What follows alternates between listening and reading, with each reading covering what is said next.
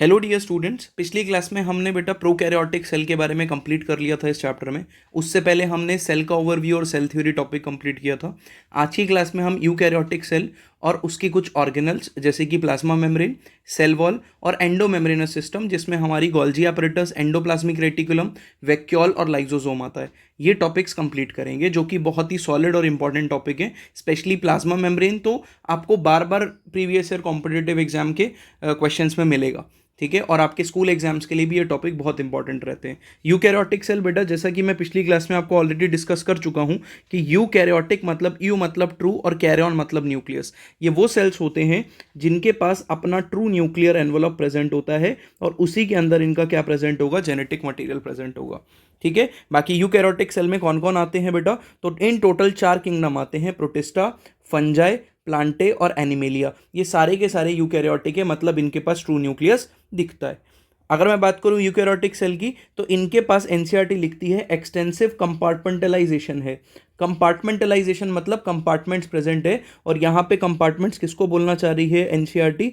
Organelle को, ठीक है। ऑर्गेनल्स को कंपार्टमेंट बोल रही है एनसीईआरटी कि यहां पर क्या होगा, अलग अलग ऑर्गेनल्स आपको दिखेंगी, इसलिए यहां पर बहुत ज्यादा कंपार्टमेंटलाइजेशन है कि साइटोप्लाज्म में माइटोकॉन्ड्रिया भी प्रेजेंट है जो अपना काम कर रहा है, गोल्जी apparatus प्रेजेंट है, एंडोप्लाज्मिक रेटिकुलम प्रेजेंट है, ये सब अपना अपना काम कर रहे हैं। तो this is compartmentalisation of cytoplasm, ये याद रखना है। सो अगर क्वेश्चन आ जाएगी कंपार्टमेंटलाइजेशन ऑफ साइटोप्लाज्म किस में दिखता है, यूकैरियोट्स में कि प्रोकैरियोट्स में, तो आंसर विल बी यूकैरियोट्स।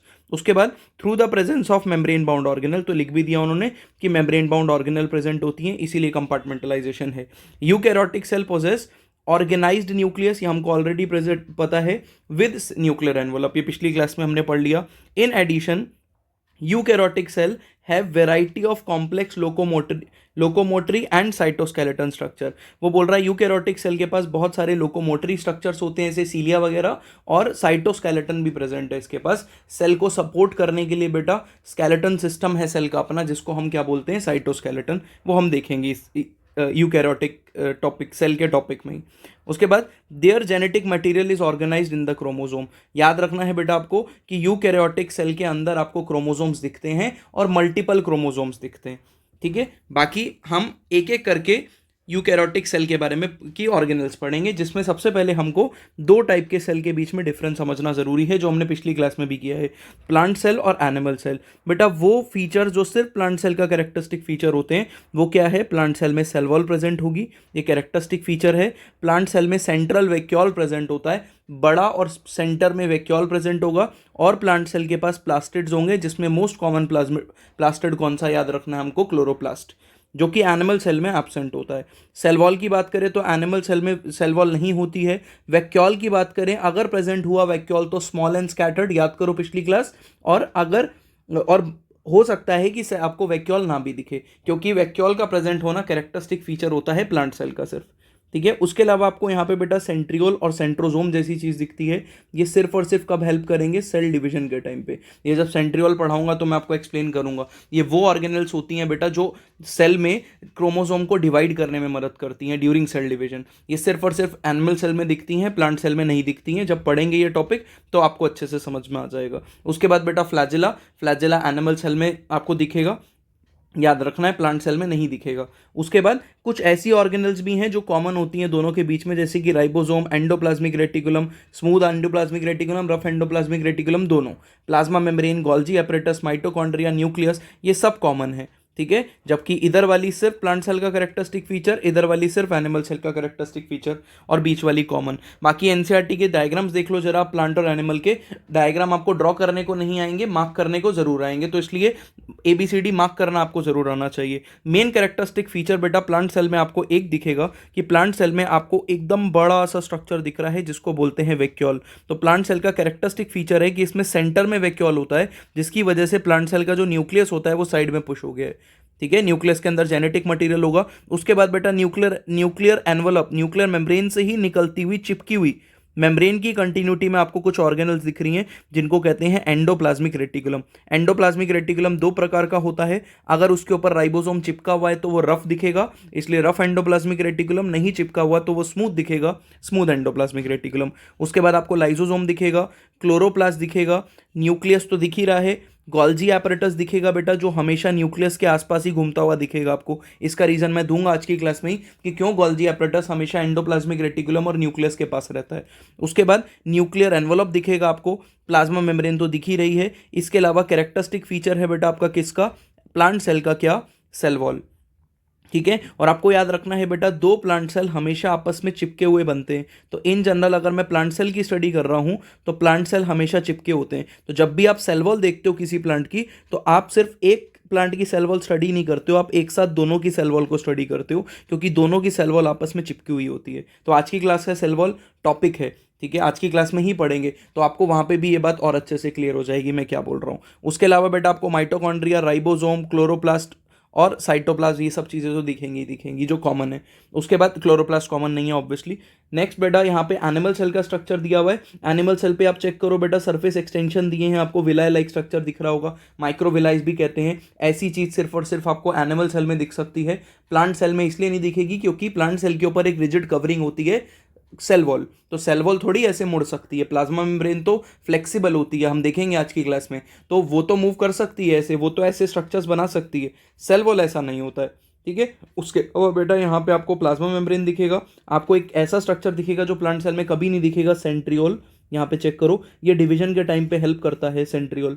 उसके बाद बेटा आपको लाइसोसोम प्लांट में भी दिखा, यहाँ पे भी दिखा, राइबोसोम दिख रहा है, माइटोकॉन्ड्रिया दिख रहा है, rough endoplasmic reticulum, smooth endoplasmic reticulum, और आपको न्यूक्लियर एनवलप, न्यूक्लियस, ये सब आपको प्लांट सेल में भी दिखा था।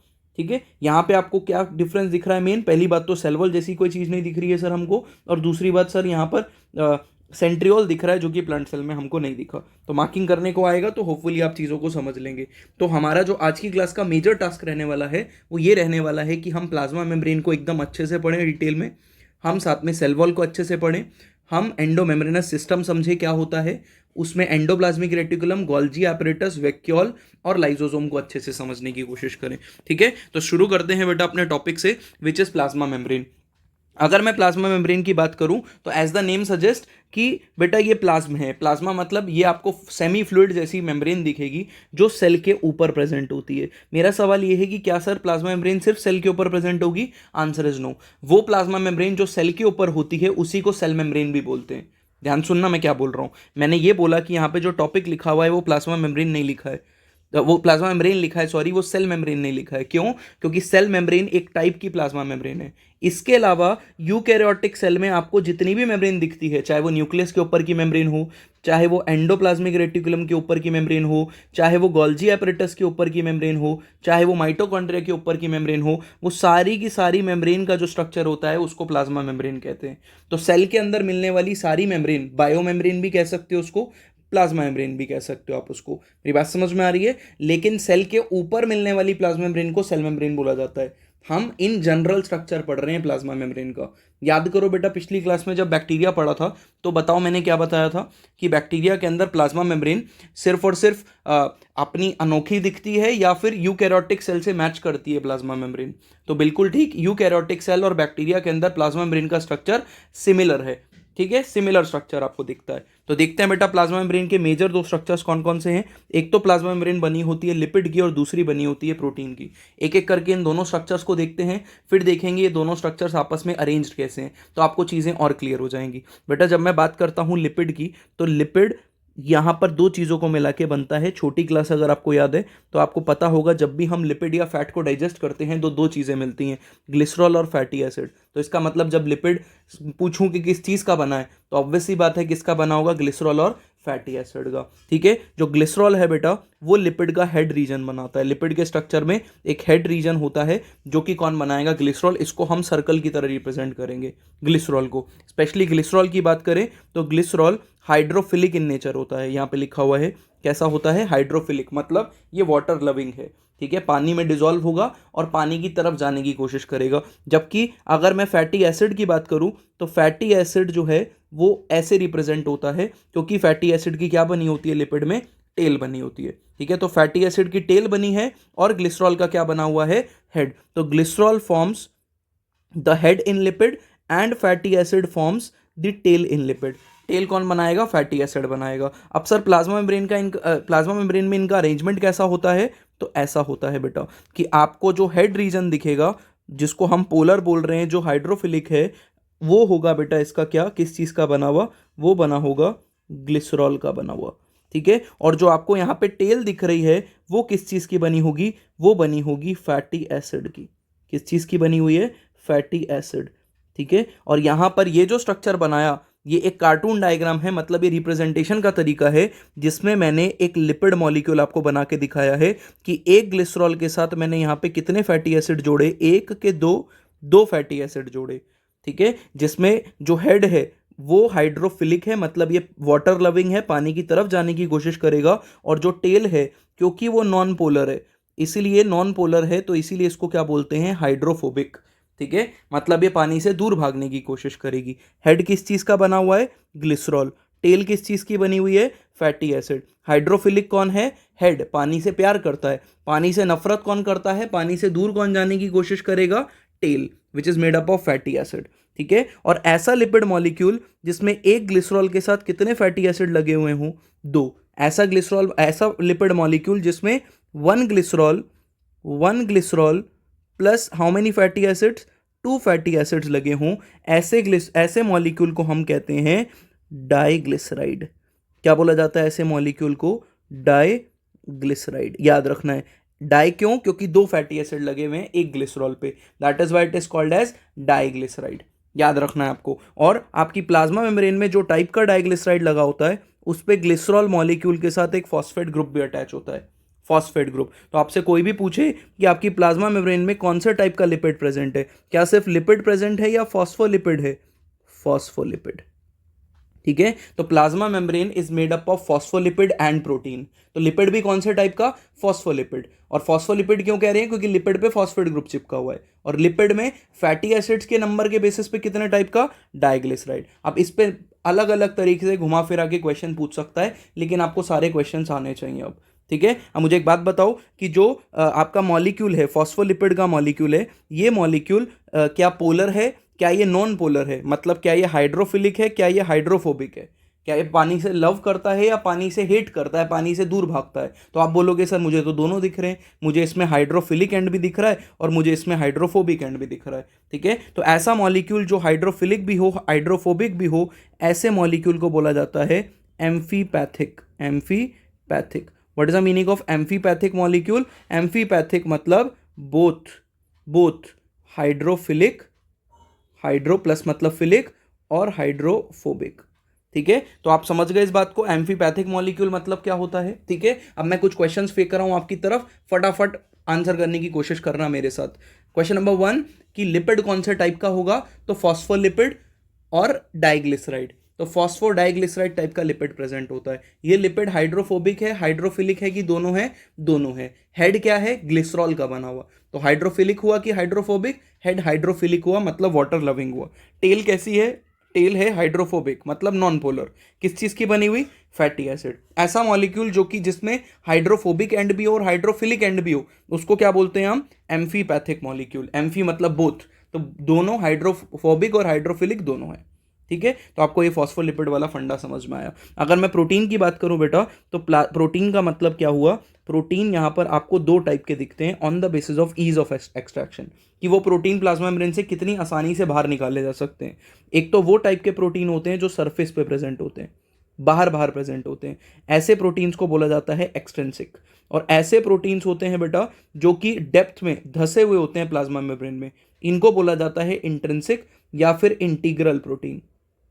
इंटीग्रल, तो बहुत ही सिंपल हो गया, on the basis of ease of extraction, कि कितनी आसानी से इनको निकाला जा सकता है। दो टाइप के प्रोटीन होते हैं, जो सरफेस पे होंगे उनको आसानी से निकाल सकते हैं, तो इसको बोला जाता है एक्सट्रिंसिक, बाहर प्रेजेंट प्रोटीन। और जो इन डेप्थ प्रेजेंट होंगे, और दोनों तरफ प्रेजेंट होते हैं एक्सट्रिंसिक प्रोटीन, और जो इन डेप्थ प्रोटीन प्रेजेंट होंगे, अंदर धसे हुए होंगे प्लाज्मा मेम्ब्रेन के, उनको बोला जाता है इंटीग्रल या फिर इंट्रिंसिक प्रोटीन।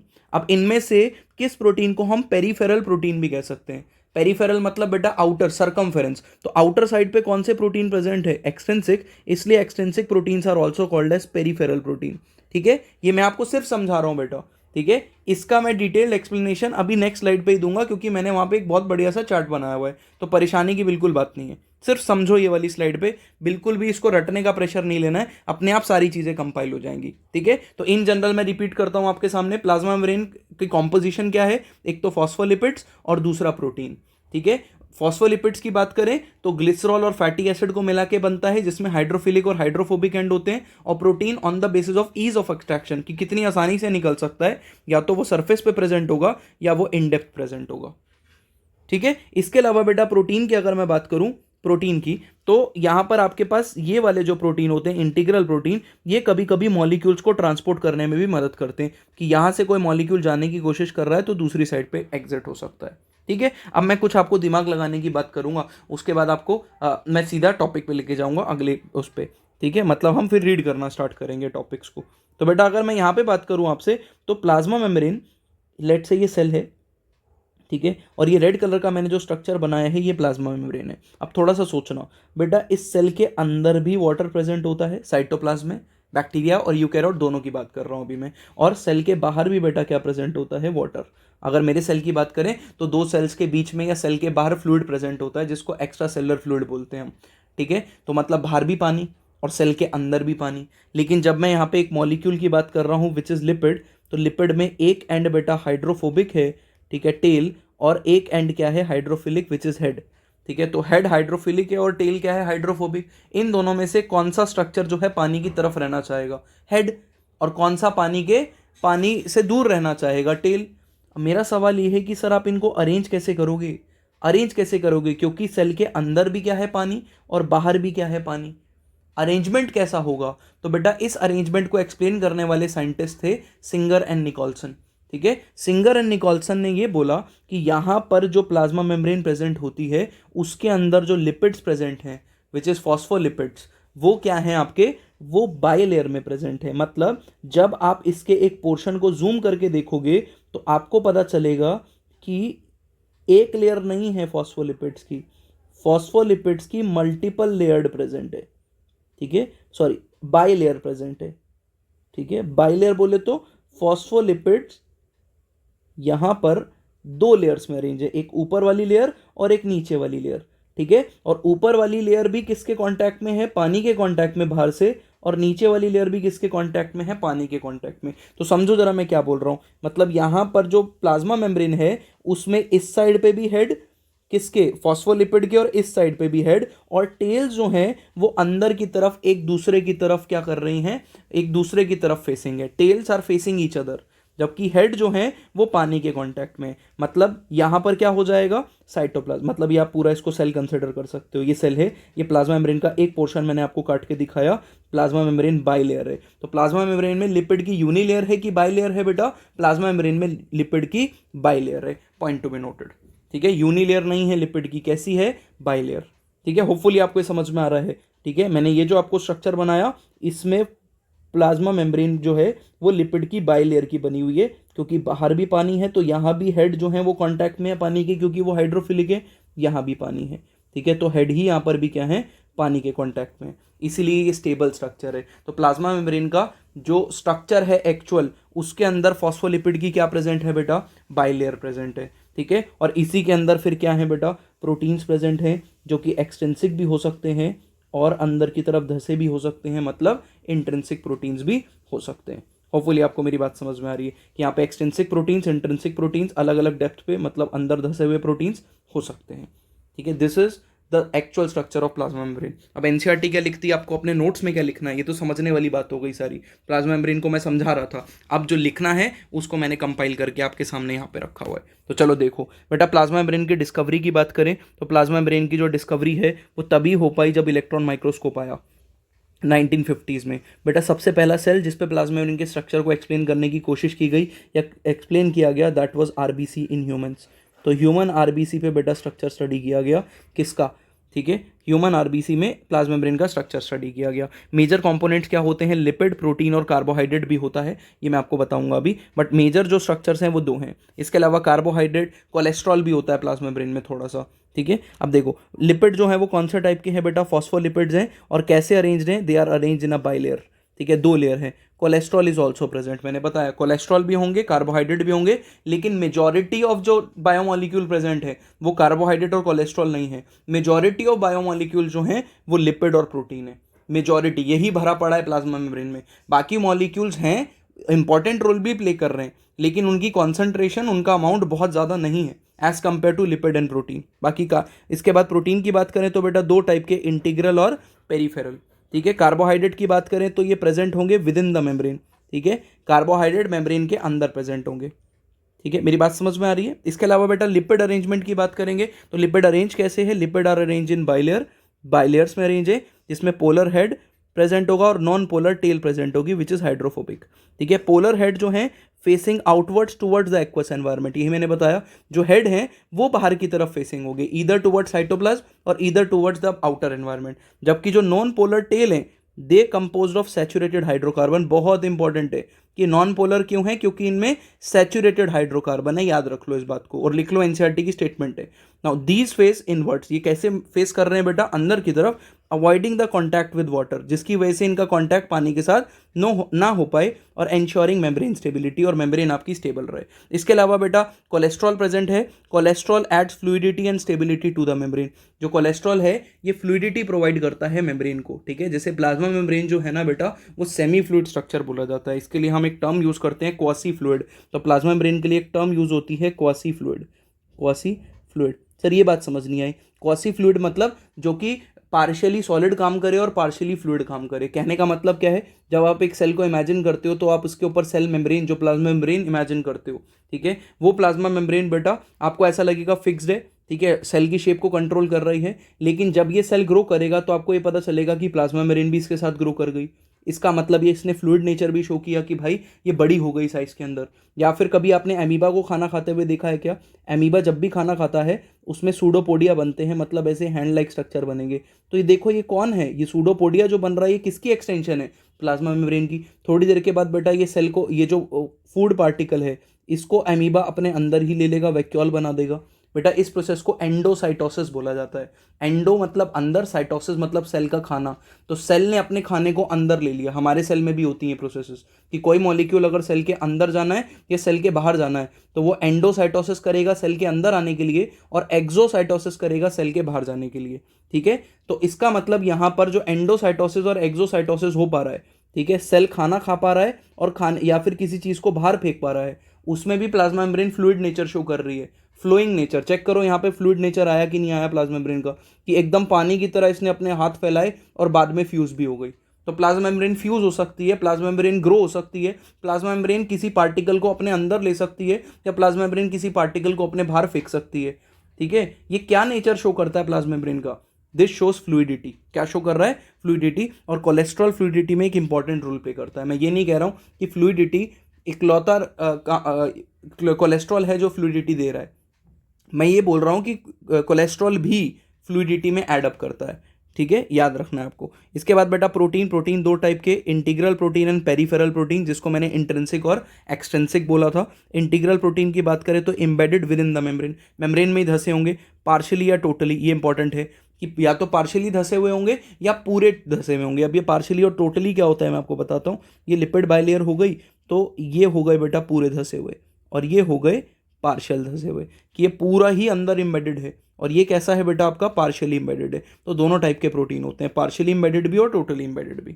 ठीक है, उसके अलावा बेटा located on the membrane surface. ठीक है, पेरिफेरल प्रोटीन की बात कर रहा है कि ये मेम्ब्रेन की सरफेस पे होंगे, बाहर की साइड की सरफेस पे या अंदर की साइड की, दोनों पे। इसके बाद आपकी एनसीईआरटी में एक फैक्चुअल इन्फॉर्मेशन दी है, इसको एज अ फैक्ट याद रखना। एरिथ्रोसाइट्स बेटा, एरिथ्रोसाइट्स किन सेल को कहते हैं, शाबाश, आरबीसीज को। आरबीसी की जब हम बात करें तो उसमें प्रोटीन की कॉम्पोजिशन 52% होती है और लिपिड की कॉम्पोजिशन 40% होती है। देखो दोनों को मिला के कितना बन गया, ठीक है, 40 और 52 मिला के कितना बन गया, 92%।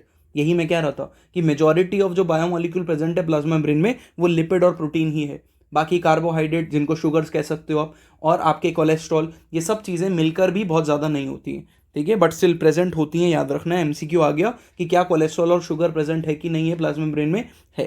ठीक है, उसके अलावा बेटा ये जो मॉडल मैंने आपको पूरा का पूरा समझाया, ये पूरा का पूरा मॉडल का जो नाम है, this is fluid Mosaic model. क्या बोला गया इस मॉडल का नाम, फ्लूइड मोजाइक मॉडल। और ये किसने दिया, दो साइंटिस्ट ने दिया, Singer and Nicolson. Very important, NCERT में मेंशन है। कौन से सन में दिया, सन 1972 में ये दिया मॉडल। ठीक है। And this is widely accepted model describing the cell membrane. सबसे ज़्यादा एक्सेप्टेड मॉडल जो है सेल मेम्ब्रेन का वो यही है, वही हम पढ़ रहे हैं। What is the meaning of fluid Mosaic? Fluid Mosaic का मतलब है यहाँ पर प्लाज्मा मेम्ब्रेन का क्वासी फ्लूइड नेचर है, ठीक है। क्वासी फ्लूइड भी किसका नेचर है बेटा? लिपिड का, ठीक है। And the lateral movement of protein with in the bilayer. इसका मतलब क्या है, ध्यान से सुनना। क्वासी फ्लूइड मतलब जब आप मॉलिक्यूलर लेवल पे इस मेम्ब्रेन को देखोगे, फ्लूइडिटी क्यों है इस मेम्ब्रेन में वो भी आपको समझ में आ जाएगी। बेटा मैंने ऐसे आपको लिपिड की बाइलेयर बताई थी, ये एक लेयर लिपिड की, ये दूसरी लेयर लिपिड की। अब मेरी बात एकदम ध्यान से सुनना, एकदम गौर से। अगर आपको ये लग रहा है कि लिपिड रिजिड है, अपनी जगह पे मूव नहीं कर सकते हैं, तो आपकी गलत फहमी है। बेटा ये लिपिड अपनी पोजीशन को क्या कर सकते हैं? चेंज करते हैं, ठीक है। विद इन द लेयर भी लिपिड अपनी पोजीशन को क्या करते रहते हैं? चेंज करते रहते हैं। मतलब ये मूव कर रहे हैं मॉलिक्यूलर लेवल पे, और ऐसे भी क्या करते हैं बेटा? ये मूव करते हैं। इस मूवमेंट को फ्लिप फ्लॉप मूवमेंट कहते हैं, आपको पढ़ना नहीं है, फ्लिप और फ्लॉप, ठीक है। तो बेसिकली ये क्या करते हैं? लिपिड्स अपनी पोजीशन मूव कर रहे हैं। मतलब जब आप प्लाज्मा मेम्ब्रेन को मॉलिक्यूलर लेवल पे जाके देखते हो तो आपको पता चलता है कि प्लाज्मा मेम्ब्रेन एक्चुअल में स्टैटिक नहीं है, वो अपने मॉलिक्यूलर लेवल पे भी मूव कर पा रही है, ठीक है। इसके अलावा बेटा इसके अंदर जो प्रोटीन होते हैं, इनके अंदर जो प्रोटीन्स होते हैं, वो प्रोटीन्स भी क्या कर पा रहे हैं? फ्लोट कर पा रहे हैं। मतलब अपनी पोजीशन को एकदम इधर से उधर क्या कर रहे हैं? मूव कर पा रहे हैं वो, ठीक है। जस्ट लाइक कि आपने स्विमिंग पूल के अंदर एक क्या कर दिया? एक बॉल फेंक दी जो तैर पा रही है पानी के ऊपर, ठीक है। और वो बॉल क्या है? वो फ्री टू मूव है। अब उस पानी के अंदर कभी भी मूव करेगी, उसमें हल्की सी भी वेव क्रिएट होगी तो वो बॉल मूव कर सकती है। जस्ट लाइक दिस प्रोटीन्स जो हैं वो फ्लोट कर रहे हैं। तो यहाँ पर एक बहुत ही फेमस स्टेटमेंट आपकी एनसीईआरटी में मेंशन नहीं है, लेकिन आप सुनोगे तो आपको प्लाज्मा मेम्ब्रेन अच्छे से क्लियर होगी कि plasma membrane is a sea of phospholipid. Plasma membrane ऐसा है कि फॉस्फोलिपिड का भरा हुआ समुद्र है, in which proteins are floating like an iceberg. जिसमें प्रोटीन कैसे फ्लो कर रहे हैं? जैसे आइसबर्ग फ्लोट करते हैं पानी के ऊपर, एकदम फ्रीली इधर उधर फ्लो कर रहे हैं, कहीं से चिपके हुए नहीं है। जस्ट लाइक एक ग्लास में आइस क्यूब्स तैर रहे हो, बिल्कुल उस आइस क्यूब्स को प्रोटीन मान लो, ठीक है। और वो जो पूरा पानी भरा पड़ा है उसको फॉस्फोलिपिड मान लो, ठीक है। समझ में आई मेरी बात? बाकी फ्लूइडिटी है यहाँ पर, इसलिए इसको फ्लूइड मोजाइक बोलते हैं। Fluidity critical for function like. Fluidity क्यों इंपॉर्टेंट है? ये बहुत एमसीक्यू में पूछा जाता है। फ्लूइडिटी इसलिए इंपॉर्टेंट है क्योंकि जब सेल ग्रो करेगा तो प्लाज्मा मेम्ब्रेन को भी ग्रो करना है, तो फ्लूइडिटी हेल्प करती है। फॉर्मेशन ऑफ इंट्रासेलुलर जंक्शन, मतलब दो सेल्स के बीच में जब जंक्शन बनाने हैं आपको, मैंने आपको एनाटमी में पढ़ाया ये बात, ठीक है, ह्यूमन एनाटमी में, ठीक है। जब मैं एपिथेलियम पढ़ा रहा था आपको, तब मैंने आपको वहाँ पे पढ़ाया था कि एपिथेलियम्स के बीच में जंक्शन प्रेजेंट होते हैं। तो प्लाज्मा मेम्ब्रेन आपस में फ्यूज भी होती हैं जंक्शन बनाने के लिए, ताकि एक सेल दूसरे सेल से कम्युनिकेट कर पाए। ये मैंने गैप जंक्शन बनाया। तो ऐसे जंक्शंस बनाने में भी क्या होती है? फ्लूइडिटी हेल्प करती है। सिक्रीशन में हेल्प करती है, जिसको मैंने एक्सोसाइटोसिस बोला। एंडोसाइटोसिस में हेल्प करती है, जैसे अमीबा खाना खा रहा है तो एंडोसाइटोसिस भी बोलते हैं उसको फैगोसाइटोसिस भी बोला जाता है, तो कंफ्यूज होने की बात नहीं है।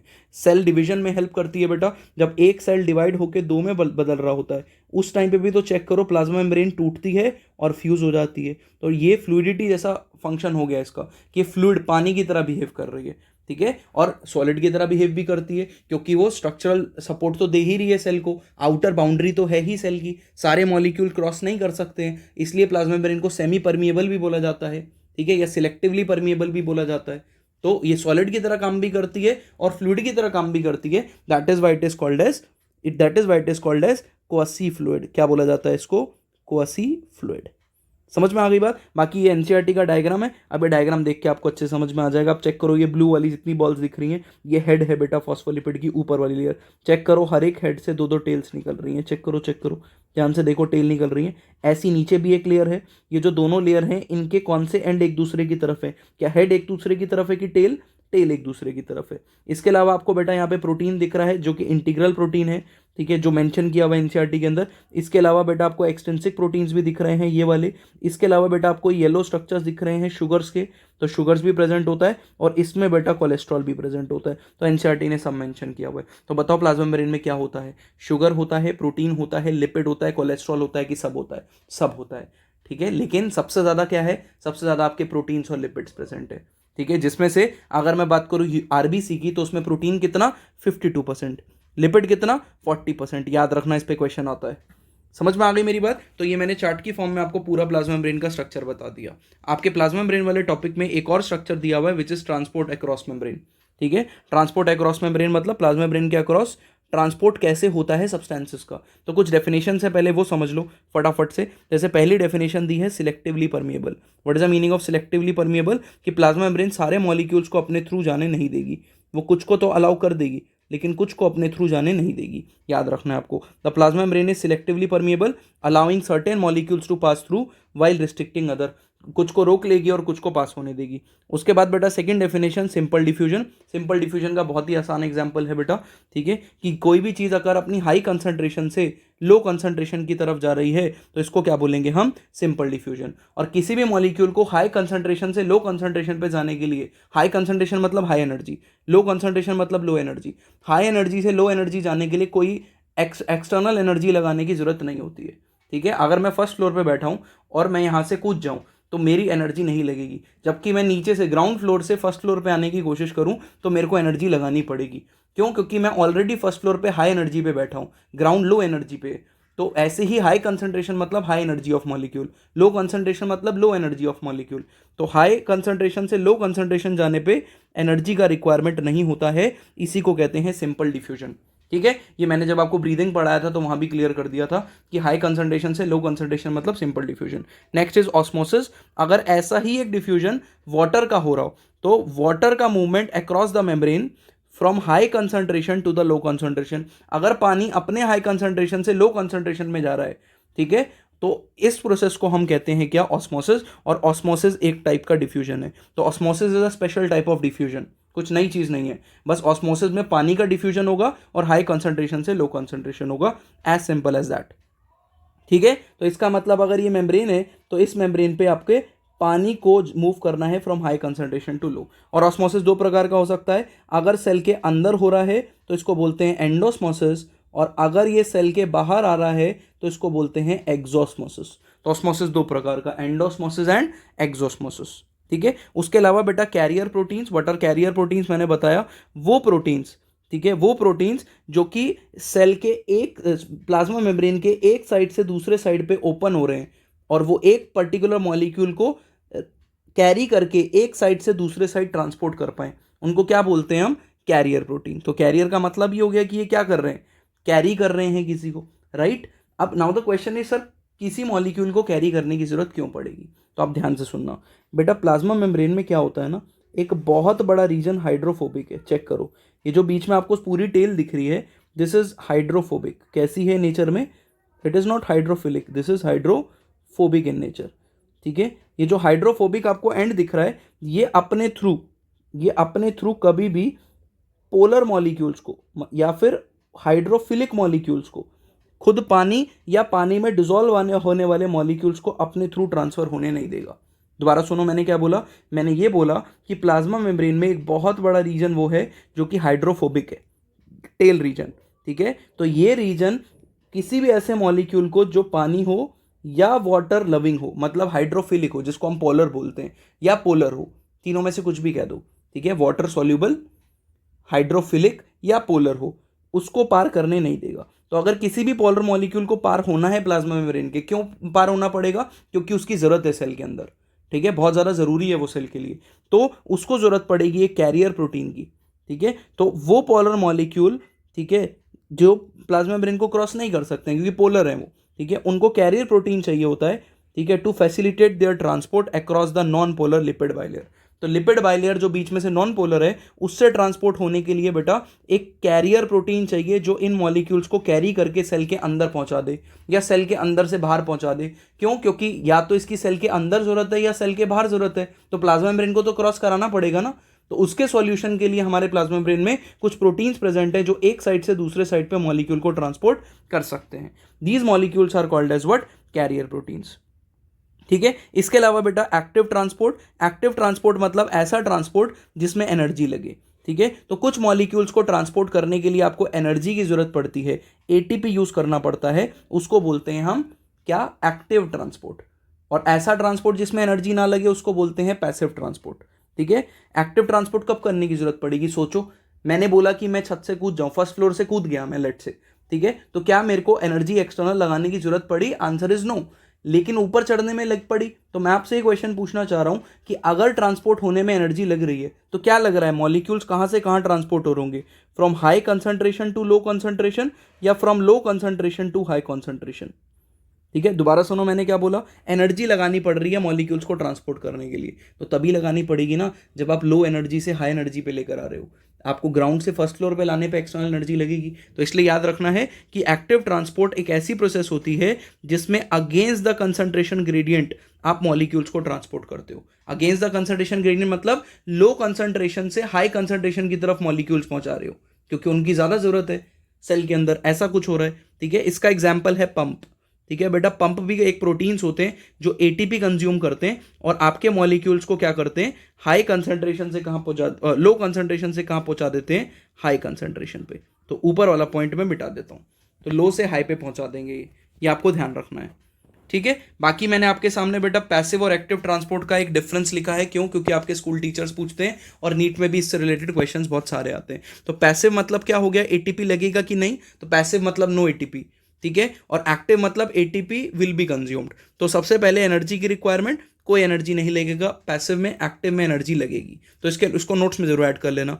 ट्रांसपोर्ट कैसे होगा मॉलिक्यूल का, पैसिव है मतलब एनर्जी नहीं लगेगी, तो यहां पे मॉलिक्यूल हाई टू लो ही जाएगा हमेशा। इसको बोलते हैं अलोंग द कंसंट्रेशन ग्रेडियंट, कि मॉलिक्यूल अपनी हाई कंसंट्रेशन से लो की तरफ ही जाएगा, हाई एनर्जी से लो की तरफ ही जाएगा, क्योंकि एक्सटर्नल एनर्जी नहीं लगा रहे हो आप। दूसरा, यहां पे मॉलिक्यूल्स कैसे जाते हैं, अपनी लो कंसंट्रेशन से हाई कंसंट्रेशन की तरफ, जिसको बोलते हैं अगेंस्ट द कंसंट्रेशन ग्रेडियंट। मतलब यहां पे molecule against the concentration gradient जा सकता है। ठीक है, कौन से मॉलिक्यूल मूव करते हैं बेटा, तो न्यूट्रल मॉलिक्यूल जा सकते हैं, water and small non polar molecule जा सकते हैं, जबकि एक्टिव ट्रांसपोर्ट के अंदर आयंस और पोलर मॉलिक्यूल जाएंगे। ठीक है, क्योंकि ये बिना एनर्जी लगाए ट्रांसपोर्ट नहीं होते हैं। ठीक है, वाटर कैसे जाएगा अगर आपका ये डाउट है, तो वाटर जो है बेटा कुछ प्रोटीन्स के थ्रू जाता है, जिन प्रोटीन्स को कहते हैं पोरीन्स या एक्वापोरीन्स। तो वाटर के लिए स्पेशली एक अलग से जगह बनी हुई है, अलग से टनल बनी हुई है बेटा प्रोटीन्स की, जिनके थ्रू वाटर मूव कर सकता है from high concentration to low concentration, इसलिए वाटर। ठीक है, दूसरा बेटा आपका क्या हो गया, एक्टिव ट्रांसपोर्ट में आयंस एंड पोलर मॉलिक्यूल्स, इसके अलावा carrier protein not always required. ठीक है, मतलब जरूरी नहीं है कि पैसिव ट्रांसपोर्ट में हमेशा आपको प्रोटीन की जरूरत पड़े। ठीक है, जैसे सिंपल डिफ्यूजन आपको प्रोटीन की जरूरत नहीं पड़ेगी, सीधा चीजें डिफ्यूज होकर मेम्ब्रेन के थ्रू कहां पहुंच जाएगी, दूसरी तरफ। और दूसरा वाटर में प्रोटीन्स की जरूरत पड़ती है। तो पैसिव ट्रांसपोर्ट में हो सकता है प्रोटीन ना लगे, की जरूरत ना पड़े, या हो सकता है प्रोटीन की जरूरत पड़े, जबकि एक्टिव ट्रांसपोर्ट में हमेशा कैरियर प्रोटीन चाहिए होगा।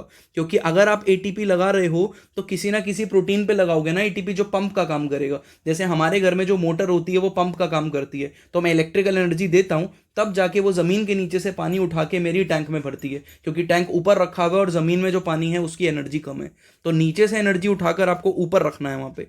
ठीक है, नेक्स्ट इज एग्जांपल्स। एग्जांपल की बात करें तो बेटा सिंपल डिफ्यूजन और ऑस्मोसिस, दोनों में मूवमेंट ऑफ वाटर या मॉलिक्यूल्स होता है from high concentration to low concentration. और यहां पे एग्जांपल क्या हो गया, सोडियम पोटेशियम पंप। ठीक है, ये सोडियम पोटेशियम पंप क्या करता है बेटा, एक साइड से सोडियम को दूसरी साइड पंप करता है और उसके बदले पोटेशियम को एक साइड पंप करता है, और क्या यूज करता है बेटा, एटीपी। मतलब सोडियम और पोटेशियम को ट्रांसपोर्ट करने के लिए एटीपी यूज करता है, इसीलिए इसको एक्टिव ट्रांसपोर्ट कहते हैं। अरे किसी के भी आगे पंप लग जाए ना तो समझ जाना वो एक्टिव ट्रांसपोर्ट कर रहा है, जैसे हाइड्रोजन पंप। ठीक है, सोडियम पोटेशियम पंप हो गया। ठीक है, कैल्शियम ट्रांसपोर्टर पंप हो गए। तो ये सारे क्या हो गए आपके पंप, मतलब इनमें एक्टिव ट्रांसपोर्ट है। तो ये डिफरेंस की फॉर्म में बेटा याद कर लेना, बहुत ही इंपॉर्टेंट है, ट्रांसपोर्ट अक्रॉस मेम्ब्रेन। एक बहुत ही इंपॉर्टेंट टॉपिक बेटा प्लाज्मा मेम्ब्रेन हम कंप्लीट कर चुके हैं, जिसमें हमने स्ट्रक्चर देखा प्लाज्मा मेम्ब्रेन का, किसने दिया, सिंगर एंड निकोलसन। नाम क्या था स्ट्रक्चर का, फ्लूइड मोजाइक मॉडल। सॉलिड है, लिक्विड है या क्वासी फ्लूइड है, तो क्वासी फ्लूइड इन नेचर है। फ्लूइडिटी कैसे मिलती है प्लाज्मा मेम्ब्रेन को, लिपिड की वजह से, प्रोटीन की वजह से, कि दोनों की वजह से, दोनों की वजह से। ठीक है, और किसका सी है और कौन आइसबर्ग है, तो आइसबर्ग्स हैं आपके प्रोटीन, और सी किस चीज का है, फॉस्फोलिपिड्स का। फॉस्फोलिपिड की एक लेयर है कि दो लेयर है, दो लेयर है। फॉस्फोलिपिड में टेल एक दूसरे की तरफ हेड फेस कर रही हैं, या फिर हेड एक दूसरे की तरफ फेस कर रहे हैं, टेल कर रही हैं। ठीक है, ये एक एक बात वो है जो कि आपको एकदम गौर से सुनना है मेरी आवाज को, तो आपको अच्छे समझ में आ जाएगी। चलो बेटा, अब हम नेक्स्ट टॉपिक पढ़ते हैं बेटा, सेल वॉल। सेल वॉल की जब भी हम बात करते हैं तो कैरेक्टरिस्टिक फीचर होता है सेल वॉल का प्लांट सेल। प्लांट सेल में कैरेक्टरिस्टिक सेल वॉल प्रेजेंट होती है। क्या प्लांट सेल के अलावा और भी जगह होती है सेल वॉल? बिल्कुल होती है भाई।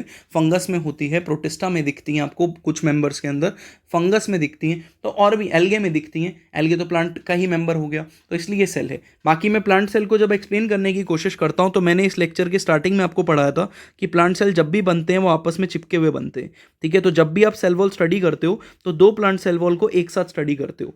इसीलिए मैंने क्या किया, यहाँ पे दो सेल कंसिडर कर लिए, लेट से ए और बी। ये भी समझना, सब मैं रीड करा दूंगा अगले पे, सिर्फ समझो इसको, बहुत ही इंपॉर्टेंट टॉपिक है। अब मैं इनके बीच की, ए और बी के बीच की सेल वॉल को आपको जूम करके दिखाता हूँ कि यहाँ पे सेल वॉल में क्या चल रहा है।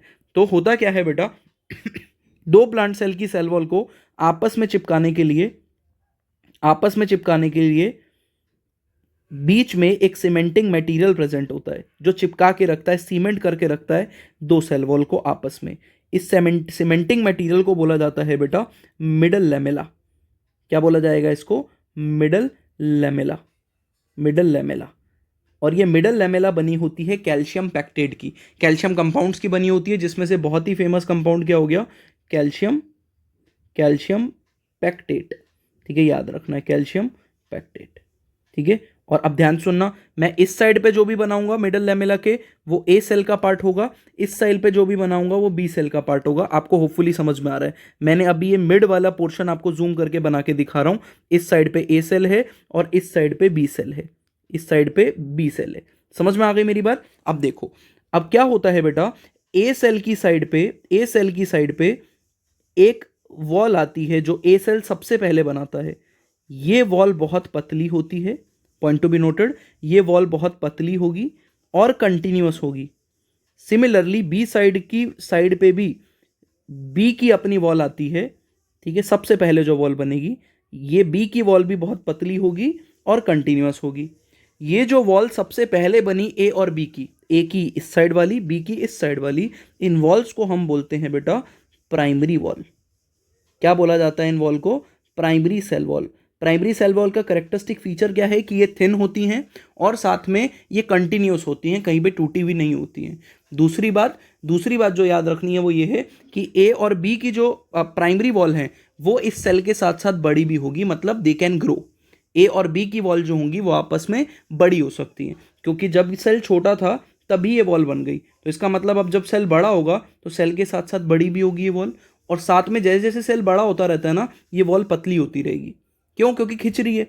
जैसे जैसे सेल बड़ा हो रहा है तो स्ट्रेच पड़ रहा है, स्ट्रेच पड़ने पे रबड़ बैंड पतला हो जाता है, सिमिलरली ये वॉल भी पतली हो जाएगी, ठीक है। तो इट कैन ग्रो और as the cell increases in size it diminishes, ये पतली होती रहेगी, ठीक है। इसके अलावा बेटा क्या होता है, ए सेल अंदर की तरफ क्यों कह रहा हूं? क्योंकि यहां पे ए सेल का साइटोप्लाज्म है। तो पहले क्या आई? प्राइमरी वॉल जो बाहर की तरफ चली गई, उसके अंदर की तरफ ए सेल की एक और वॉल आएगी बेटा, इस वॉल को बोलेंगे सेकेंडरी सेल वॉल। क्या बोलेंगे इस वॉल को? Secondary cell wall. सिमिलरली इस साइड पे बी की सेकेंडरी सेल वॉल आएगी क्योंकि बी ने बनाई। अगर मैं आपसे पूछूं प्राइमरी पहले बनी कि सेकेंडरी, तो आंसर क्या रहेगा? सर सेकेंडरी बाद में बनी है, प्राइमरी पहले बनी है, ठीक है। तो बताओ बाहर की तरफ कौन सी सेल वॉल होती है? तो अगर आपसे पूछे आउटर साइड पे सेल के कौन सी वॉल होती है, तो प्राइमरी के सेकेंडरी, तो प्राइमरी वॉल होती है। मेरी बात समझ में आ गई? तो प्राइमरी वॉल होगी बेटा बाहर की तरफ, सेकेंडरी वॉल होगी अंदर की तरफ, पॉइंट टू बी नोटेड। जिसमें से ये जो प्राइमरी वॉल है वो ये रही और सेकेंडरी वॉल ये रही, मैं मेंशन कर देता हूं। तो ये जो ब्लू कलर की बनी है, this is secondary cell wall, ठीक है, सेकेंडरी सेल वॉल है। और सेकेंडरी सेल वॉल कैसी है बेटा? थिन है कि थिक है? थिक है। कंटिन्यूअस है कि डिसकंटिन्यूअस है? डिसकंटिन्यूअस है। ये सेकेंडरी वॉल हो गई किसकी? इसके अलावा बेटा कुछ के अंदर और वॉल्स आती हैं जिनको आप क्या बोल सकते हो? Tertiary walls. टर्शरी वॉल्स भी आती हैं, तो ज़रूरी नहीं है टर्शरी प्रेजेंट होगी हमेशा, एनसीईआरटी में मेंशन भी नहीं है। क्वाटरनरी वॉल्स भी आती हैं, बट आपको प्राइमरी और सेकेंडरी समझ में आ गया, मतलब ये टॉपिक कंप्लीट हो जाएगा, टेंशन की बात नहीं है। इसके बाद क्या होगा बेटा? इसके बाद आएगा क्या? Plasma membrane. ए सेल की प्लाज्मा मेम्ब्रेन, और ये जो रेड में मैंने बनाई बी सेल की plasma membrane. So what is this red layer? This is plasma membrane, जिसको आप सेल मेम्ब्रेन भी बोल सकते हो। So this is plasma membrane, ठीक है। और आपने एक बात नोटिस करी क्या? ठीक है, एक बात नोटिस करी कि मैंने क्या किया है, ए की जो सेल वॉल में आपको ये गैप दिख रहा है, this gap is called as pit. क्या बोलते हैं इस गैप को हम? पिट, ठीक है, दिस इज कॉल्ड एज पिट्स, या पिट, मल्टीपल जगह पे होंगे, मैं एक ही जगह दिखा पा रहा हूं तो ये पिट हो गया। सिमिलरली ये वाला गैप भी क्या हो गया, पिट, लेकिन ये बी का पिट है। दो सेल के पिट्स आपस में बेटा क्या है, एक दूसरे के बिल्कुल आमने सामने आ रहे हैं, तो इसकी वजह से यहाँ पे क्या क्रिएट हो गया है, इसकी वजह से यहाँ पे एक चैनल क्रिएट हो गया है कि किसी भी मॉलिक्यूल को अगर उठ के एक ए सेल के साइटोप्लाज्म से उठ के बी सेल के साइटोप्लाज्म में जाना है तो इसको क्या क्या क्रॉस करना पड़ेगा, इसको प्लाज्मा मेम्ब्रेन डिफ्यूजन से क्रॉस करनी पड़ेगी, प्राइमरी वॉल जो कि डिफ्यूजेबल होती है डिफ्यूजन से क्रॉस करेगा, मिडल लैमेला क्रॉस करेगा, primary cell wall of B cross करेगा, पिट क्रॉस करेगा बी का, और वो पहुंच सकता है कहां तक, प्लाज्मा मेम्ब्रेन क्रॉस करके बी के साइटोप्लाज्म में। इसका मतलब क्या है, कम्युनिकेशन हो गया एक तरीके का कि दो प्लांट सेल आपस में कम्युनिकेट कर सकते हैं थ्रू अ जंक्शन, ठीक है। This junction is called as what, this junction is called as what, plasmodesmata. दोबारा सुनो, व्हाट इज प्लाज्मोडेस्माटा वो कम्युनिकेशन जंक्शन है जिससे एक सेल के साइटोप्लाज्म में से प्लांट सेल में उठकर चीज दूसरे सेल के साइटोप्लाज्म में जा सकती है। और इसमें होता क्या है, दोनों प्लांट के सेल के जो पिट्स हैं वो आपस में क्या होते हैं, एक दूसरे से अलाइन होते हैं, जिसकी वजह से ये जंक्शन बना जिसको बोला जाता है प्लाज्मोडेस्माटा। बेटा ऐसा कोई भी स्ट्रक्चर आपकी एनसीईआरटी में मेंशन नहीं है, ठीक है, बिल्कुल नहीं है, सेल वॉल का स्ट्रक्चर ही नहीं बना आपकी एनसीईआरटी में। ये मैंने सिर्फ बनाया ताकि आपको एक एक चीज क्रिस्टल क्लियर हो जाए। जब मैं अगले स्लाइड के ऊपर अभी आपको रीड कराऊंगा सेल मेम्ब्रेन, तो आपको अच्छे से चीजें समझ में आनी चाहिए, इसीलिए मैंने आपको ये चीज पढ़ाई, ठीक है। तो प्लाज्मोडेस्माटा मतलब कम्युनिकेशन जंक्शन। पिट क्या होता है, जहां पे सेकेंडरी वॉल एब्सेंट की प्राइमरी तो प्रेजेंट होती है पिट के ऊपर, सेकेंडरी एब्सेंट होती है। दो सेल वॉल को चिपकाने वाला, दो प्लांट सेल वॉल को सीमेंट करने वाला मटेरियल क्या हो गया, मिडल लैमेला। सबसे बाहर कौन सी वॉल होती है किसी प्लांट के, प्राइमरी। साइटोप्लाज्म की तरफ कौन सी होती है, सेकेंडरी। तो दो ही मेंशन है, प्राइमरी और सेकेंडरी, आपको याद रखना है। कौन सी डिसकंटिन्यूअस है, सेकेंडरी। कौन सी कंटिन्यूअस और थिन है, प्राइमरी। कौन सी ग्रो कर सकती है as the cell increases, primary. Young cell में कौन सी होती है, प्राइमरी, ठीक है। यंग सेल में कौन सी होगी, प्राइमरी, ठीक है। मैच्योर्ड सेल में कौन सी होगी, आपके मैच्योर्ड सेल में सेकेंडरी होगी। ये बात समझ में आ गई। आप देखो जरा, ये सारी बातें बेटा सेल वॉल की मैंने यहाँ पे आपके सामने रख दी है। बेसिक स्ट्रक्चर क्या है, किस चीज़ की बनी होती है सेल वॉल, पहले वो फैक्चुअल इन्फॉर्मेशन देखते हैं। प्लांट, फंगस, एल्गे और कुछ प्रोकैरियोट्स में भी होती है सेल वॉल, हमने पेप्टिडोग्लाइकन पिछली क्लास में देखा, ठीक है। उसके बाद बेटा कंपोस्ट किस चीज़ की बनी होती है, तो या तो cellulose, hemicellulose, pectin, proteins and some proteins, ठीक है। प्लांट्स की बात करें तो उनमें ये बनी होती है। टाइप क्या है बेटा, प्राइमरी, सेकेंडरी और मिडल लैमेला, ये तीन चीज़ें आपकी एनसीईआरटी में मेंशन है। प्राइमरी सेल वॉल कैसी होती है, flexible and capable of growth कर सकती है, point to be noted. Found in young plant cell, कैसे कहाँ मिलेगी आपकी, यंग प्लांट सेल में मिलेगी, ठीक है। प्राइमरी वॉल मतलब जब प्लांट यंग होगा तभी आपको तभी बन जाएगी। सेकेंडरी सेल वॉल की बात करें तो ये ज़्यादा रिजिड होती है and formed as the cell matures, जब सेल मैच्योर करेगा तब जाके बनेगी। तो इसका मतलब बेटा ऐसा सेल जिसका काम ही सिर्फ डिवाइड करना है, मतलब अभी डिवाइड हुआ, उसके बाद फिर से डिवाइड हो जाएगा, फिर डिवाइड हो जाएगा। ऐसे सेल कौन से होते हैं प्लांट के अंदर जिनका काम है सिर्फ डिवाइड करना, अभी डिवाइड हुआ फिर डिवाइड हो जाएगा, फिर डिवाइड, मेरिस्टेमेटिक सेल्स। तो बेटा आपको याद रखना है कि प्लांट में जो मेरिस्टेम सेल्स होते हैं, मेरिस्टेमेटिक सेल्स होते हैं, उनमें सिर्फ और सिर्फ ओनली 1 डिग्री मतलब प्राइमरी वॉल प्रेजेंट होती है, सिर्फ प्राइमरी वॉल प्रेजेंट होती है। क्यों, क्योंकि वो उतना मैच्योर ही नहीं होते हैं कि उन पे सेकेंडरी आ पाए, ठीक है। उन पे प्राइमरी आएगी वो तुरंत डिवाइड कर जाएंगे। ये एडिशनल इन्फॉर्मेशन थी, बट याद रखना क्यों बता दिया मैंने, क्योंकि मेरिस्टेम में आपको ऑलरेडी पढ़ा चुका हूँ एनाटमी ऑफ प्लांट्स में, ठीक है। अगर आपने वो नहीं देखा है तो जाके वो वीडियो लेक्चर देख लो। नेक्स्ट बेटा मिडल लैमेला की बात करें तो मिडल लैमेला दो प्लांट सेल के बीच में, ठीक है, कैल्शियम पैक्टेट की रिच लेयर आएगी जो कि एडजेसेंट सेल्स को बाइंड करती है, दो सेल्स को आपस में चिपकाती है। This is middle lamella.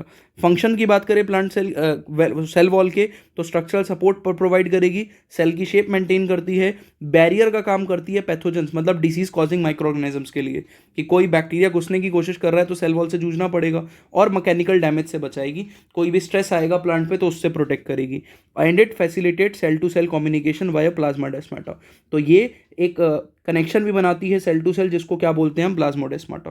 Special feature क्या होता है बेटा इसका, स्पेशलाइज कंपोनेंट फीचर होता है इसका algal cell wall. Example specialise component जो है एल्गल सेल वॉल में गैलेक्टेंस मैनन्स, मतलब कुछ एडिशनल चीज़ें जो प्लाज्मा मेम्ब्रेन में प्रेजेंट हो किसी स्पेसिफिक सेल में वो पढ़ रहे हैं। तो गैलेक्टेंस और मैनन्स और कैल्शियम कार्बोनेट ये प्रेजेंट है किसमें, एल्गल सेल वॉल में, ये एनसीईआरटी से ही उठाया है इसलिए याद रखना आप। और फंगल सेल वॉल किस चीज़ की बनी होती है? चिटिन या काइटिन की। तो काइटिन की बनी होती है फंगल सेल वॉल, और galactans, mannans, calcium carbonate present हो सकता है एल्गे की सेल वॉल के अंदर along with your cellulose and hemicellulose, इन सब के अलावा। ये बात समझ में आ रही है? तो दिस वॉज सेल वॉल। ठीक है, तो हमने सेल मेम्ब्रेन पढ़ा, सेल वॉल पढ़ा। आज की क्लास का बेटा ये लास्ट टॉपिक पढ़ रहे हैं, इसके बाद अगली क्लास के टॉपिक्स भी यहीं से हमको समझ में आ जाएंगे। एंडोमेम्ब्रेनस सिस्टम बेटा यूकैरियोटिक सेल में याद रखना है, कौन से सेल्स में? यूकैरियोटिक सेल्स में पूरा का पूरा प्लाज्मा मेम्ब्रेन सिंगल मेम्ब्रेन के स्ट्रक्चर्स प्रेजेंट होते हैं जो आपस में कॉमन फंक्शन परफॉर्म करते हैं। उन सबको मिला के हम बोलते हैं क्या? Endomembranous system. What are endomembranous system? कुछ ऐसी ऑर्गेनल्स हैं जो कोऑर्डिनेटेड फंक्शन परफॉर्म कर रही हैं यूकैरियोटिक सेल में, मिलकर काम कर रही हैं। ठीक है, और उन सब के ऊपर सिंगल मेम्ब्रेन प्रेजेंट है। उन ऑर्गेनल्स को हम किस मिला के क्या बोल देते हैं? Endomembranes system. कि ऑर्गेनल्स आपस में एक सिस्टम बना रही हैं क्योंकि ये मिलकर काम कर रही हैं, इसलिए एंडोमेम्ब्रेनस सिस्टम। और एंडोमेम्ब्रेनस सिस्टम की डेफिनेशन क्या है? Group of membrane bound organelles. ठीक है, मेम्ब्रेन बाउंड ऑर्गेनल्स आएगा यहाँ पे। ठीक है, इन यूकैरियोट्स, ऐसी यूकैरियोट्स में कुछ ग्रुप ऑफ ऑर्गेनल्स है जिनके ऊपर मेम्ब्रेन है। ठीक है, मेम्ब्रेन है, that works together to modify, pack and transport lipid and protein. जो प्रोटीन और लिपिड को बनाने का काम करती हैं, ट्रांसपोर्ट करने का काम करती हैं और पैक करने का काम करती हैं। ठीक है, इनको मिला के क्या बोला जाता है? Endomembranes system. और इन सब के ऊपर अपनी अपनी सिंगल मेम्ब्रेन प्रेजेंट होती है। कैसी मेम्ब्रेन प्रेजेंट होती है? सिंगल मेम्ब्रेन, याद रखना है आपको। एंडोमेम्ब्रेन सिस्टम में आते कौन कौन है बेटा? ईआर आएगा, गोल्जी आएगा, लाइजोसोम्स आएंगे, वैक्यूल आएगा। क्या क्या नहीं आएगा? माइटोकॉन्ड्रिया, क्लोरोप्लास्ट, पेरोक्सिसोम, ये सब नहीं आएंगे। क्यों नहीं आएंगे? क्योंकि इनका फंक्शन मैच नहीं करता है, ये कोऑर्डिनेटेड फंक्शन नहीं करते हैं, ये इंडिपेंडेंटली काम कर रही हैं। तो पॉइंट टू बी नोटेड, कौन कौन आएगा एंडोमेम्ब्रेनस सिस्टम में? एंडोप्लाज्मिक रेटिकुलम, गोल्जी, लाइजोसोम और वैक्यूल। ठीक है, इसके अलावा और कोई नहीं, ना ही माइटोकॉन्ड्रिया, ना ही क्लोरोप्लास्ट, ना ही पेरोक्सिसोम। अगर आपके टीचर पूछते हैं क्यों, तो आप बोलना ये ऑर्गेनल्स अपना काम इंडिपेंडेंटली करती हैं, इनका कोई भी कोऑर्डिनेटेड फंक्शन नहीं है। ठीक है, अब मैं आपको समझाने की कोशिश करता हूँ कि कोऑर्डिनेटेड फंक्शन से मेरा क्या मतलब है। तो बेटा आप ये बात इमेजिन करो कि ये न्यूक्लियस की मेम्ब्रेन है। ठीक है, आप ये बात इमेजिन करो, दिस इज न्यूक्लियस। ठीक है, जो न्यूक्लियस होता है ना, वो डबल मेम्ब्रेन स्ट्रक्चर है। तो मैं कोशिश करता हूँ इसको डबल मेम्ब्रेन बनाने की कोशिश करूँ।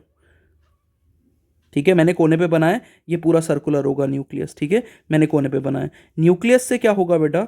न्यूक्लियस से कंटिन्यूटी में, मतलब न्यूक्लियर मेम्ब्रेन की कंटिन्यूटी में एक ऑर्गेनल आती है। ठीक है, एक ऑर्गेनल आएगी जो कि बिल्कुल वेब लाइक स्ट्रक्चर होता है जिसका। ठीक है, मतलब वेब लाइक इसके आर्म्स दिखेंगे आपको। This is called as endoplasmic reticulum. क्या बोलते हैं स्ट्रक्चर को? Endoplasmic reticulum. ठीक है, इसके कांटेक्ट में आपको एक ऑर्गेनल दिखती है विच इज गोल्जी एपरेटस। ऐसा दिखता है गोल्जी एपरेटस को देखने में कि जैसे कटोरी में कटोरी पड़ी हुई हो। ठीक है, ऐसा दिखेगा कि जैसे क्या है? ठीक है, कटोरी के अंदर कटोरी हो।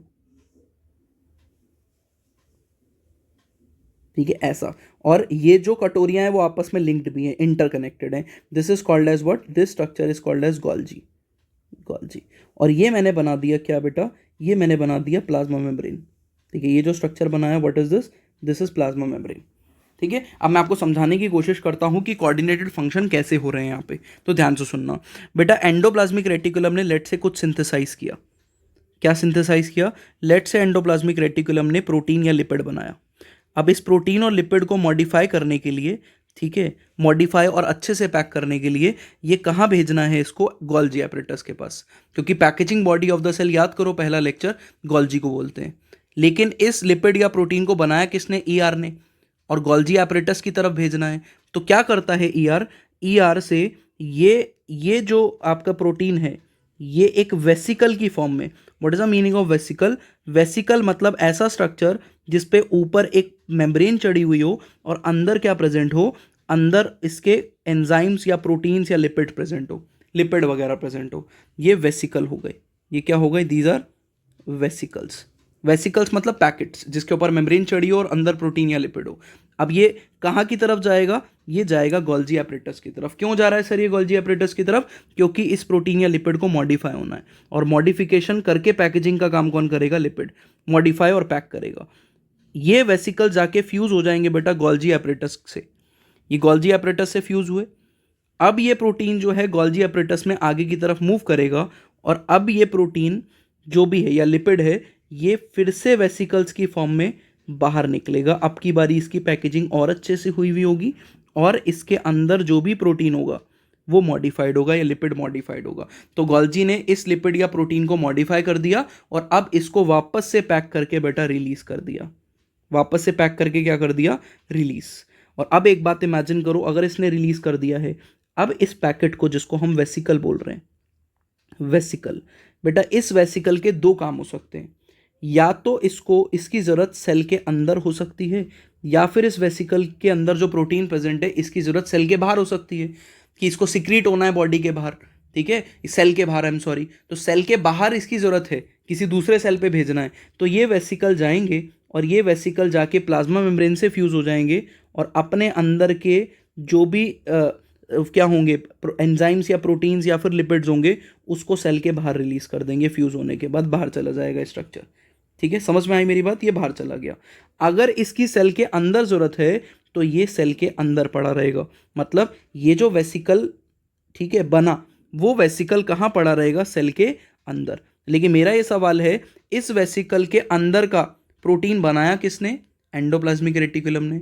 उसको पैक किसने किया, गोल्जी एपरेटस। मॉडिफाई और पैक किसने किया, गोल्जी एपरेटस ने। और अगर इसकी ज़रूरत सेल के अंदर है तो वो सेल के अंदर रहेगा और सेल के बाहर है तो वो सेल के बाहर फेंक दिया जाएगा। ऐसा ही बेटा एक वेसिकल है जिसकी ज़रूरत सेल के अंदर होती है, उसको आप कॉमनली सुसाइडल बैग बोलते हो, याद आ गया, उसको बोलेंगे लाइजोसोम। बेटा लाइजोसोम भी एक वेसिकल है, पॉइंट टू बी नोटेड। तो लाइजोसोम एक वेसिकल है जिसके अंदर के जो एंजाइम्स होते हैं विच आर प्रोटीनेशियस, उनको बनाया किसने, ईआर ने, एंडोप्लाज्मिक रेटिकुलम ने। उसको पैक किसने किया, सर गोल्जी ने।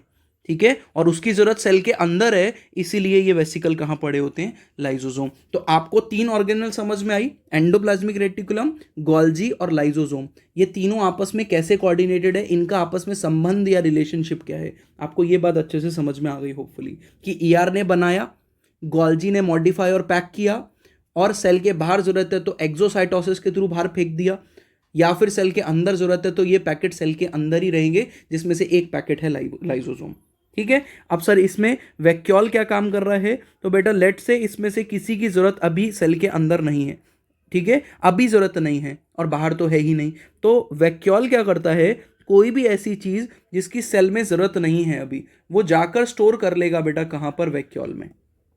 ठीक है, तो वैक्यूल भी इनके साथ एक कॉमन फंक्शन परफॉर्म करता है स्टोर हाउस का, कि अभी कुछ बना जिसकी जरूरत नहीं है अभी, बाद में हो सकता है हो, तो वो जाके स्टोर हो जाएगा कहाँ पे, आपके वैक्यूल में। इसलिए वैक्यूल को स्टोर हाउस भी बोला जाता है। तो चौथी ऑर्गेनल और देख लेना बेटा, वैक्यूल। तो मैंने तीन तो आपको बताई, चौथी भी याद रखना है, वैक्यूल भी एंडोमेम्ब्रेनस सिस्टम का पार्ट है, पॉइंट टू बी नोटेड। ठीक है, क्या क्या बोली organelle which is the part of endomembranes system, endoplasmic reticulum, Golgi, lysosome and vacuole. तो हमारा जो अगला टॉपिक अगली क्लास का रहने वाला है, उसमें हम एंडोप्लाज्मिक रेटिकुलम, उसका टाइप, उसका detailed function, Golgi, lysosome, vacuole, ये सब चीज़ें बेटा पढ़ने वाले हैं। ठीक है, तो एंडोमेम्ब्रेनस सिस्टम ही स्टार्ट करेंगे और उसको कंप्लीट करने की कोशिश करेंगे। बाकी मैंने बेटा ये जो चार्ट लिया है ये एनसीईआरटी में नहीं दिया हुआ, ये जो डायग्राम मैंने लिया है एनसीईआरटी में नहीं है, लेकिन ये वही प्रोसेस एक्सप्लेन कर रहा है जो मैंने आपको अभी करी, कि ईआर, उससे गोल्जी, ट्रांसपोर्ट हुए वेसिकल्स, फ्यूज हो गए गोल्जी से जाके, फिर से नए बने, या तो सेल के बाहर जरूरत है उसकी या फिर सेल के अंदर जरूरत है उसकी, और इसी में से एक वेसिकल होता है क्या, लाइजोसोम। ठीक है, तो ये मैंने एनसीईआरटी से नहीं उठाया, बट ये एक्सप्लेन आपके एंडोमेम्ब्रेनस सिस्टम की फंक्शनिंग को ही कर रहा है। ठीक है, और वैक्यूल क्योंकि एनिमल सेल में होते नहीं है इसलिए ज़्यादातर डायग्राम में वैक्यूल शो नहीं किए हुए, लेकिन प्लांट सेल के अंदर जो वैक्यूल है वो इन्हीं तीनों के साथ कोऑर्डिनेटेड फंक्शन करता है, कि कोई चीज़ अगर बनी तो उसको ये स्टोर कर लेगा जिसकी ज़रूरत अभी नहीं है। समझ में आ गई, इसलिए स्टोर हाउस बोलते हैं। तो होपफुली आपको ये बातें बेटा समझ में आ गई। इस टॉपिक के जो एमसीक्यूज हैं बेटा वो अगले टॉपिक के साथ ही हम अगली क्लास में कंप्लीट कर लेंगे। ठीक है, नेक्स्ट क्लास में इसके टॉपिक के और अगले टॉपिक के एमसीक्यूज हम कंप्लीट कर लेंगे। अभी फिलहाल के लिए टॉपिक बेटा हमारा कंप्लीट हो चुका है। तो आज की क्लास में प्लाज्मा मेम्ब्रेन, सेल वॉल, और हमने एंडोमेम्ब्रेनस सिस्टम का कॉन्सेप्ट समझ लिया, उसमें कौन सी ऑर्गेनल आती हैं वो समझ ली। ठीक है, पिछले वीडियो लेक्चर्स अगर आपने नहीं देखे हैं तो पहले वो कंप्लीट कर लो, उसमें बहुत इंपॉर्टेंट टॉपिक्स हम कंप्लीट कर चुके हैं। ये वाला वीडियो लेक्चर भी देख लिया है, समझ में आया तो बताना बेटा कैसा लगा, और अपने दोस्तों के साथ बेटा वीडियो शेयर करते रहो। ठीक है, अगली क्लास तक पढ़ते रहो, मिलते हैं नेक्स्ट क्लास में। Thank you so much.